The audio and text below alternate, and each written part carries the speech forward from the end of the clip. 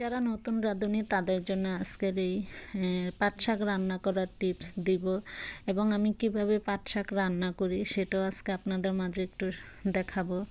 তো প্রথমে আমি শাকগুলোকে একটু উঠিয়ে নিচ্ছি আলাদা করে। এখানে সাথে লাল শাকও আছে।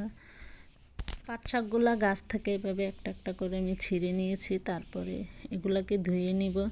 তো শাক অবশ্যই ভালো করে ধুতে হবে, তা না হলে বালি লাগে, কিসকিস করে, খেতে মজা হয় না। তো আমি শাকগুলোকে ধুয়ে তারপরে পরিষ্কার করে পানি ঝরিয়ে নিব। তো এই শাকগুলো যেহেতু ছোট ছোট পাতা, তাই আমি এগুলোকে আর কাটি নেই। তো এগুলো ধুয়ে ঝরিয়ে তারপর আমি একটু সিদ্ধ করে নিব। আমার পাট শাকগুলো ধুয়ে নেওয়া শেষ। এখন আমি পাট শাকগুলো একটু সিদ্ধ করে নিব। তো পাট শাকগুলো সিদ্ধ করার সময় অবশ্যই একটু মোটা মোটা তাওয়া নেবেন বা কড়াই নেবেন। তো আমি এখানে কড়াই নিয়েছি, কড়াইয়ের ভিতরে করে শাকগুলো সিদ্ধ করে নিব।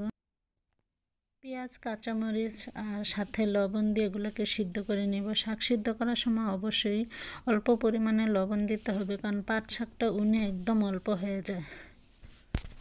পাট শাকগুলো সিদ্ধ করে নেওয়া হয়ে গেছে। এখন চুলায় একটা ফ্রাই প্যান বসে আমি দিয়ে দিব সরিষার তেল, সাথে দিয়ে দিব শুকনো মরিচ। শুকনো মরিচগুলো যখন একটু ব্রাউন কালার হয়ে আসবে তখন আমি দিয়ে দিব পেঁয়াজ আর রসুন কুচি। এগুলোকে দিয়ে আমি ব্রাউন কালার করে তারপরে শাকটাকে দিয়ে দিব। চুলার আঁচটা এই পর্যায়ে একদম মিডিয়ামে রাখতে হবে, কারণ বেশি রাখলে পেঁয়াজগুলো পুড়ে যাবে। তো আমার পেঁয়াজগুলো ব্রাউন কালার হয়ে গেছে। এখন আমি দিয়ে দিব শাকটা দিয়ে আমি একটু নাড়াচাড়া। পাট শাক যখন রান্না করবেন তখন এই জিনিসটা একটু খেয়াল রাখতে হবে, পাট শাক কোনো খুচুন দিয়ে নাড়ানো যাবে না, মোটা জাতীয় কোনো চামচ দিয়ে, চিকন কিছু দিয়ে নাড়তে হবে। তা আমি এখানে চা চামচে যেই চিকন ডান্ডাটা আছে ওটা দিয়ে একটু নাড়াচাড়া করে নিয়েছি। নাড়াচাড়া করলে তারপরে এভাবে ঝরঝরা হয়ে যায়। অনেকে পাট শাক রান্না করলে দেখবেন যে পাট শাকে দলা দলা হয়েছে। পাট শাক দলা থাকলে খেতে মজা লাগে না। তো কথা বলতে বলতে আমার পাট শাকগুলো ভাজা ভাজা হয়ে গেছে, দেখতে অনেক সুন্দর হয়েছে আর খেতে তো এত মজা হয়েছে কি বলবো।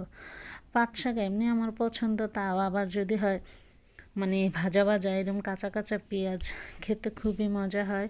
বাসার সবাই বলছে খেয়ে যে অনেক মজা। তো আমার ভিডিওটা দেখে ভালো লাগলে অবশ্যই আমার ফেসবুক পেজটা ফলো করবেন, লাইক এবং কমেন্ট।